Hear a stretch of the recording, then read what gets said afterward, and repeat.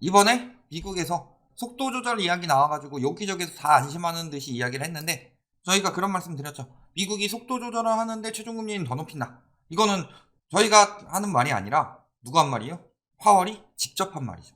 파월이 직접 그런 이야기를 했음에도 불구하고 속도 조절 이야기가 나왔다. 그래서 안심할 것처럼 이야기했고 이에 영향을 받아서 하는까지도 그런 이야기를 했죠. 그런데 이번에 다시 매파적인 발언이 나왔습니다. 자, 그래서 속도 조절 이야기는 왜 속도 조절한다고 그랬어요?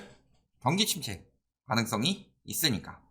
그래서 내달 빅스텝이 전망되고 킹달러는 끝날 것이다. 이런 식으로 이야기가 나왔죠. 그런데 문제는 경기 침체 때문에 속도 조절하는 건데 속도 조절하면서 최종금리 더 올린다고 이야기를 했었죠. 그런데 이런 상황이 넘어가서 뭐라 그래요? 3.25 1명, 3.5에서 3.75 2명, 그리고 3.5가 대다수다. 이런 이야기들이 나오고 있어요. 지금 이창용 총재가 매파다 이런 식으로 이야기하시는 분들도 있는데 실질적으로는 굉장한 비둘기파죠. 지금 킹달러 시대에 환율 치도록 본 거는 사실 이창용 총재의 책임이 어느 정도 있죠. 그랬을 때 굉장한 비둘기파적으로 행동을 하고 있다. 그렇기에 지금도 저 속도 조절 이야기 조금 나오고 그 뒤에 미국에서 더 천천히 올린다 이런 이야기들 더 많이 나오고 있고 파월 이후에도 그 다음에 환율 좀 떨어지고 하니까 바로 4%도 안 나오죠. 그런데 이게 너무 방심한 상황이었다. 그래서 뭐라 그래요? 유럽 인플레 훨씬 더 갈 수 있다. 금리 인상은 끝나지 않았다. 그럼 연준 뭐라 그래요? 연준 뭐 최종금리 5%도 안 나올 것처럼 이야기들 많이 했는데 5에서 7%가 이야기가 나왔죠. 그리고 금리 인하는 내년이 아니라 24년은 돼야지 금리를 인하할 수 있다.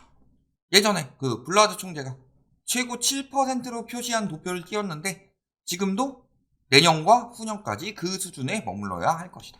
금리 조금 내린다고 해서 집값이 올라가고 자산이 살아나고 그러진 않아요. 금리 내린다고 하더라도 이번처럼 제로금리가 다시 나올 가능성은 그 가능성이야말로 진짜 제로고. 왜냐하면 이번에 터진 문제가 뭐 때문에 터졌어요? 유동성 때문에 터졌죠. 그런 이야기 했죠. 미국에서 이번에 현대화폐 이론 시험을 해본 것 같다.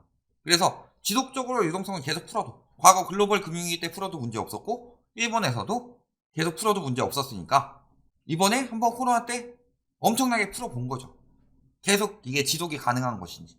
그런데 굉장히 큰 실패로 돌아갔고 이거는 코로나 이후만 걱정할 것이 아니라 코로나 이전에 글로벌 금융위기 때 풀었던 것도 긴축하는 중이었죠. 그것까지 같이 축소될 것을 고려를 해봐야 되는 거다. 왜냐면 이 인플레이션이 그냥 뭐 1, 2년 돈 엄청 풀어서 나왔다 이렇게 보기에는 힘들다는 거죠. 달러니까 그나마 버틴 거지. 달러니까 기축통화니까 통화를 많이 풀어도 화폐 가치 하락이 어느 정도 유지가 되죠. 워낙 수요가 많으니까. 원화를 그렇게 풀어서 봐라. 작살났죠. 그러니까 우리나라는 돈 그렇게 많이 안 풀었어요. 우리나라는 다 뭐 환매 조건부 채권 이런 걸로 풀었지 은행에서 막 연준 대차 대조표처럼 엄청나게 풀었냐? 그렇지도 않았어요. 그런데 뭐 풍부한 유동성 뭐 이야기하면서 늘 나왔던 게 뭐였어요? 요구불 예금 등 시중 부동자금이 엄청나게 풀렸다. 시중 부동자금이 쌓이고 있다는 건 무슨 소리예요? 현금화를 했는데 투자처가 없다는 소리죠. 그래서 시중 부동자금이 언제 많이 쌓였냐? 20년, 21년에 엄청나게 많이 쌓였어요.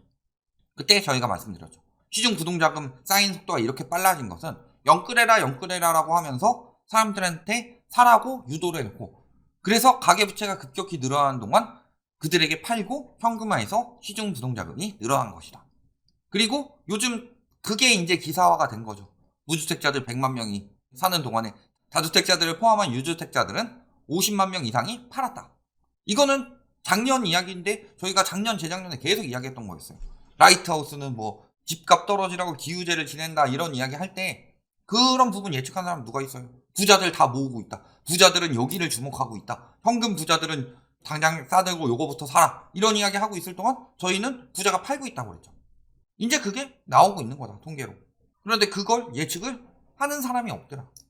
그리고요 지금 오히려 미국에서는 긴축이 더 길게 가고 그 길게 간 긴축이 금리 인하된다고 해서 갑자기 글로벌 금융위기 때처럼 뚝 떨어질 것이라고 기대하면 안 되죠. 그때 돈을 엄청나게 풀어서 지금 피를 봤기 때문에 급격히 떨어지기보다는 인플레이션을 자극하지 않는 선에서 천천히 떨어질 거다. 그러면요 미국에서 5% 7%예요? 우리나라 몇 프로 나가겠어요? 미국에서 7%까지 올리면 우리나라도 한 5%는 갈걸요? 못 가도? 원래는 금리 역전 되게 두면 안 되는 건데 정부에서 달러 풀면서 막고 있는 거 아니에요. 그래서 무역 적자는 지금 계속 심화되고 있고.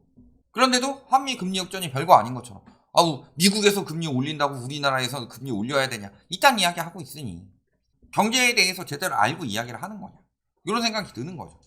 거기다가 추가로 저희가 이 부분에 대해서 경고했었죠. 유가가 떨어지는 건 물론 물가에 좋은 상황이다. 그런데 뭐라 그래요? 오펙에서 감산을 할 수 있다. 그래서요 유가 떨어지니까 11월에 오펙에서 200만 배럴 감산했죠. 그런데도 불구하고 유가가 더 떨어지는 모습이 나왔다. 그러면 어떻게 되겠어요? 추가 감산할 가능성이 굉장히 높다. 이게 인제 이야기가 나오고 있어요. 그런데 추가 감산까지는 좋다. 추가 감산하는 이유는 수요가 줄었기 때문에 감산하더라도 유가가 팍 튀느냐 요게 바로 나오진 않을 거예요. 그런데 문제는 뭐예요? 수요가 어느 정도 회복됐을 때 감산한 거 갑자기 또 확 증산하기가 쉽지는 않은 일이다. 그러면 그때 유가가 팍 칠 수 있다는 거죠. 그래서 심지어는 유가 감산, 오펙 감산이 더 되게 될 경우 유가가 배럴당 110달러까지 칠 수 있다는 전망이 나오고 있습니다. 그런데 미국 물가 지수 보면요. CPI, 소비자 물가 지수가 7.7 나왔죠. 그런데 근원, 이런 에너지나 곡물, 뭐 이런 것들, 식료품 이런 것들 영향 안 받는 게 6.3이에요. 요거는 많이 떨어졌는데 요거는 0.3%포인트 떨어졌죠. 조금밖에 안 떨어졌다. 근데 더 중심적으로 보고 있는 건 이거죠. 그런데 요거 보고 자꾸 이야기를 한다. 아 미국 CPI 낮아졌으니까 조금밖에 안 올릴 것이다. 그래서 그렇게 믿고 나온 결정이 연준에서 이런 이야기를 하도록 만든 거죠. 안 끝났는데 왜 끝난 것처럼 이야기해요. 시간이 정해진 것도 아니고 이거는 결과가 정해지길 기다린 건데 뭐 관아전 심판처럼 그냥 코너킥이니까 사실 원래 안 끝난 건데 삑삑하고 불어서 끝내버리느냐. 이런 거는 시간이 정해진 경기에서나 그런 거고. 자 거기다가 지금 장단기 금리 역전이 연일 진행되고 있습니다. 재미있는 기사를 하나 봤는데 오히려 장단기 금리 역전 될 게 뭐 경기 회복될 징조라는 뭐 일단 말 같지도 않은 기사도 내더라고요. 참 진짜 보면은 말하는 거 보면은 웃기다 진짜. 말 같지도 않은 소리 하고 있다. 뭔가 지금 경기 침체에 대해서 굉장히 지금 사람들이 너무 위축되어 있어서 자산시장에 들어오지 않는데 은행이 저기 언론에게 그렇게 홍보하진 않아요. 그럼 누가 많이 홍보를 하느냐? 투자하나 뭐 팔아먹을 게 있는 기업들. 그러니까 자산시장에 돈이 안 들어오니까 뭐 장단기 금리 역전이 조만간 좋아질 신호다. 뭐 이딴 식으로 말도 안 되는 기사들도 나오고 있는데 절대 믿으면 안 되죠. 장단기 금리 역전은 경기가 안 좋을 때 나오는 현상이에요.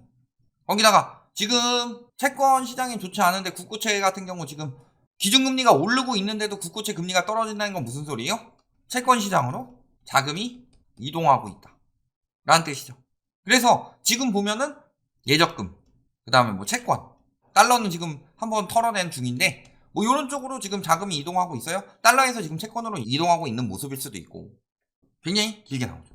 그런데 이렇게 확실시 되지 않았는데도 이런 이야기 하신 분들 많았죠. 장기 고금리 전망은 참고만 하고 물가로 이야기하면서 뭐라 그래요? 23년 3월 이후 인정할 만한 물가 하락세가 예상되고 그래서 내년쯤에는 금리 인하를 할 것이다. 거의 이런 식으로 이야기를 했죠. 그래서 내년 말이나 내후년 초에 사라. 늦어도 내후년에 한다. 뭐 내후년 이야기가 나오긴 했지만 굉장히 빨리 될 것처럼 이야기를 했죠. 요분도 최근에 누가 올려주시더라고요.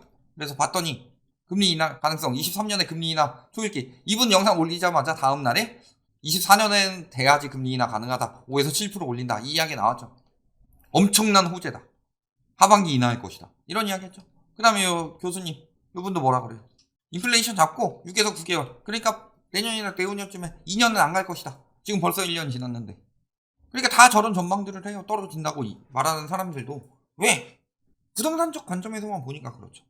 경제적 관점에서 봐야 되는데 그래 물가 좀 잡혔다. 물가 좀 잡힌 게 대수가 아니죠. 물가는요 확 잡지 않으면은 굉장히 고착화됩니다. 그런데 작년에 8% 올랐는데 올해 5%만 올랐어. 이게 잡힌 거예요? 누적으로 보면은 10% 넘게 오른 건데 그렇죠. 원하는 건 2%예요. 그러면요 2% 될 때까지는 계속 고물가란 이야기예요. 전에 됐던 것까지 누적돼서 그래서 2%가 되더라도요, 물가가 안정이 된 거지 그 전에 것까지 겹쳐가지고 고물가가 형성이 되었기 때문에 소비 지출은 엄청나게 늘어날 수밖에 없어요. 그래서 빨리 잡아야 되는 거고, 8%, 6%, 5%, 4%, 3% 이렇게 떨어져서 한 몇 년 가게 두는 게 아니라 8%, 5%, 2%, 1%막 이런 식으로 확확 잡아야 되는 거다. 그런데 뭘 벌써부터 금리 인하 이야기가 나와요. 물가 잡힌 거는 지금 9.1에서 7.7이면 1.4%포인트 떨어졌어요. 그런데 원하는 2%까지 5.7%포인트가 남았어요. 기저효과 고려하더라도 아직 많이 남은 거죠. 그런데 우리는 뭐 하고 있어요? 물가를 잡아야 되는데 은행한테 다 지금 떠넘기고 있죠. 돈 풀지 마. 금리도 올리지 마. 뭐라 그래요?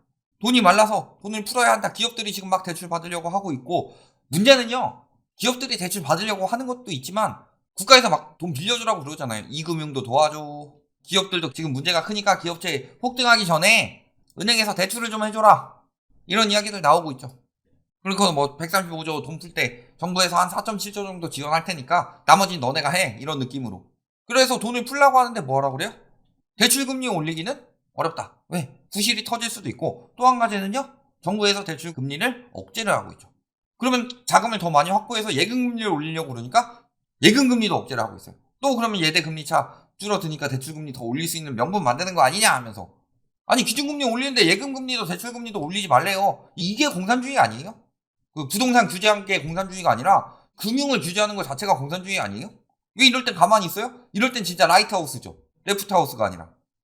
그러니까 사람들이 굉장히 이중적인 게, 저희 보고 정치적이래요. 저희는 정책에 대해서만 이야기를 하는데, 그런데 지들이 정치적으로 더 공산주의처럼 이야기하는 것들을 가만히 보고만 있어요. 그리고 또 이런 얘기하면 또 레프트하우스라고 하겠지. 누가 더 공산주의적으로 일하고 있냐 지금. 그 다음에 은행채도 발행하지 말래요. 은행채 발행 재개 시기도 검토에 나섰다. 은행채도 발행하지 말라고 지금 막았죠. 회사채 발행하고 있는데 한전채 문제도 큰데 은행채까지 발행하지 마라. 회사채 금리 올라간다. 회사채 가격 떨어지고. 이거 은행 위기가 다가오고 있다는 소리입니다. 이렇게 규제하다가요, 2금융 살리려다 1금융까지 금융위기가 번질 수도 있어요. 적어도 1금융은 살아야지. 왜 자꾸 착실하게 돈 모았던 사람들, 정당하게 경제 살릴 수 있게 근로소득 해가지고 돈 모은 사람들을 자산시장으로 한탕주의 노린 사람들 때문에 피해를 보게 만들려고 하냐. 그들이 망하는 건 그들이 망하는 거고, 은행은 지켜야 되는 거 아니에요. 또 체한펀드 5조 또 추가 조성하래요. 돈은, 자금은 조달 못하게 해놓고서 돈 좀 내놔. 뭐 이런 경우가 다 있어요. 저런 짓 하는 거 누가 많이 해요?